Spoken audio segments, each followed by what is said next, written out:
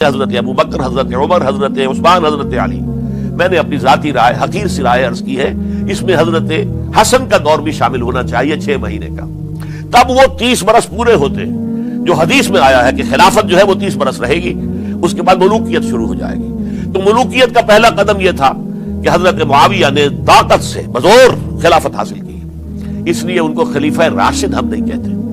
البتہ یہ ضرور ہے کہ ان کا دور بہت پرسکون دور تھا. البتہ جب 10 برس گزر گئے حضرت معاویہ کے دور حکومت کو، اب میں یہاں لفظ خلافت کی بجائے دور حکومت استعمال کر رہا ہوں، جو کہ خلافت راشدہ سے ذرا اس کا فرق واضح ہو جائے. تو اس وقت ایک اور صحابی، جلیل القدر صحابی مغیرہ ابن شعبہ رضی اللہ تعالی عنہ، وہ حضرت معاویہ کے پاس آئے اور انہوں نے یہ کہا کہ دیکھیے، اگر آپ نے اپنے بعد اپنا جانشین نامزد نہ کیا تو ہو سکتا ہے پھر فسادات پیدا ہو جائے، پھر مختلف لوگ خلافت کا دعویٰ لے کر کھڑے ہو جائیں، پھر خانہ جنگی ہو جائے. 5 برس کی خانہ جنگی میں 1 لاکھ سے زیادہ مسلمان شہید ہو چکے ہیں، قتل ہو چکے ہیں، ہلاک ہو چکے ہیں. اب دوبارہ وہی دور نہ آ جائے، لہذا آپ اپنا جانشین نامزد کر دیجئے. امیر معاویہ ریلیکٹنٹ تھے، لیکن انہوں نے دلائل دیے، دلائل مضبوط تھے. انہوں نے کہا کہ اب کبار صحابہ دنیا سے رخصت ہو چکے ہیں. وہ جماعت کہ جن کی تربیت اور تزکیہ، جن کی تعلیم حضور نے خود کی تھی اور ان کو اندر سے پاک کر دیا تھا، ان کی نیتیں بالکل پاک ہو چکی تھی، کوئی نفسانیت ان میں نہیں رہی تھی، وہ جماعت تو اکثر و بیشتر اب ختم ہو چکی، فوت پا چکے، وفات ہو چکی. لہذا اب جو ہے اکثر و بیشتر نو مسلم ہیں جو بعد کے فتوحات کے ذریعے سے اسلام لائے ہیں. لہذا ان کے اندر نہ وہ پختگی ہے، نہ ان کے اندر وہ تقوی ہے، نہ تدین ہے، نہ اصول پرستی ہے. اسلام کی پوری تعلیمات جو ہیں وہ ان کے وجود کے اندر، ان کے شعور کے اندر گہری اتری ہوئی نہیں ہے. لہذا اب صورتحال وہ نہیں رہ سکے گی جو حضرت ابو بکر یا حضرت عمر یا حضرت عثمان یا حضرت علی کے زمانے میں تھی. لہذا آپ نامزد کیجئے. یہ بھی بتا دوں کہ مغیرہ ابن شعبہ کون تھے رضی اللہ تعالیٰ عنہ.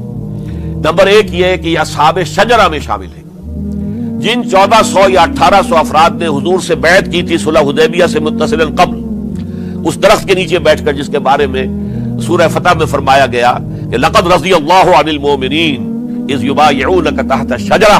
اللہ ان تمام اہل ایمان سے راضی ہو گیا جو ہے نبی صلی اللہ علیہ وسلم آپ کے دست مبارک پر بیعت کر رہے تھے اس درخت کے نیچے، ان میں سے موجود، ان میں یہ مغیرہ ابن شعبہ ہے. پھر مغیرہ ابن شعبہ وہ ہے کہ حضرت علی اور امیر معاویہ ان کے درمیان جو خانہ جنگی ہوئی اس میں ہمیشہ حضرت علی کے ساتھ رہے، حضرت علی کے ہی وہ سپورٹر تھے، ان کے ساتھ تھے.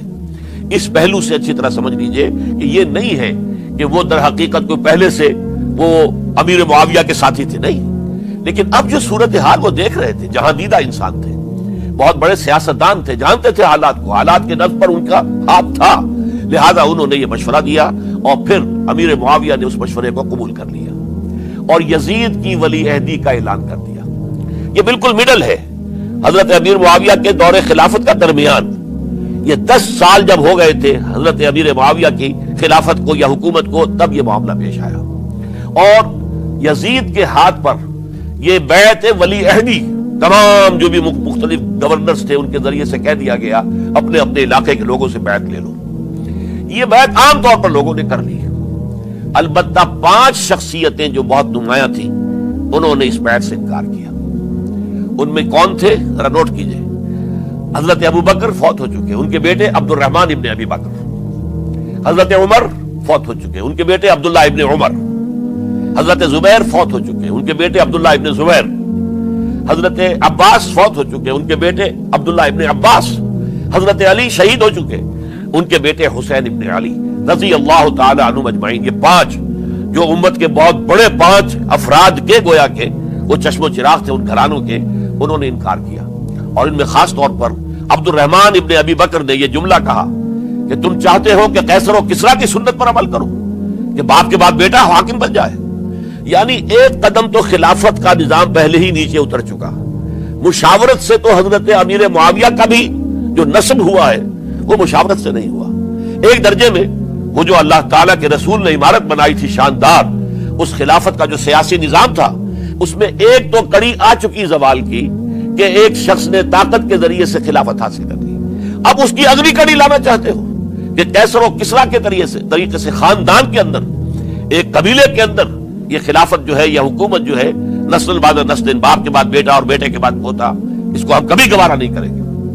حضرت امیر معاویہ بہت دانشمند انسان تھے، انہوں نے ان پانچوں حضرات پر کوئی تشدد نہیں کیا، کوئی جبر نہیں کیا، بلکہ رہنے دیا، ٹھیک ہے یہ بیعت نہیں کر رہے، ابھی تو بیعت ولی عہدی ہے، کوئی حرج نہیں، لہذا کوئی جھگڑا، کوئی اس وجہ سے کوئی فساد، اس بنا پر کوئی جنگ نہیں ہوئی۔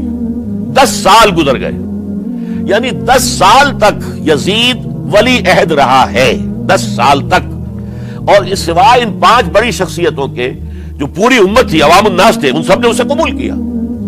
یہ صورتحال اب جب پیدا ہوئی جب حضرت امیر معاویہ کا انتقال ہو گیا، یہ سن 60 ہجری ہے، اب سوال پیدا ہوا کہ وہ ولی عہدی کی بیعت اب بیعت خلافت میں منتقل ہو جائے گی، لہذا پھر یہ ہوا کہ سب لوگوں سے، سب گورنروں کو لکھ دیا گیا تمام صوبوں کے اندر کہ اپنے اپنے لوگوں سے بیعت لے لو۔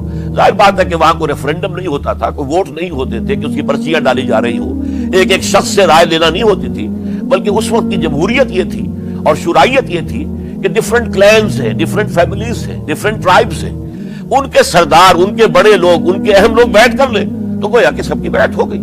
وہ ایک قبائلی نظام تھا اور اس میں یہ نہیں تھا نظام کے ووٹ بنے ہوئے ہوں اور اس کی پرچیاں ڈالی جا رہی ہوں، تو تمام عالم اسلام نے گویا کہ بیعت قبول کر لی اب یزید کی بحیثیت خلیفہ۔ اب وہ جو 5 آدمی تھے ان میں سے ایک فوت ہو چکے تھے، حضرت عبد الرحمن ابن ابی بکر رضی اللہ تعالی عنہما، دونوں فوت ہو گئے، لیکن باقی 4 رہ گئے۔ ان 4 کو نوٹ کیجئے، اور یہ بڑا سینسٹیو ایشو ہے جس پر میں اب گفتگو کر رہا ہوں۔ ان 4 میں کون ہے؟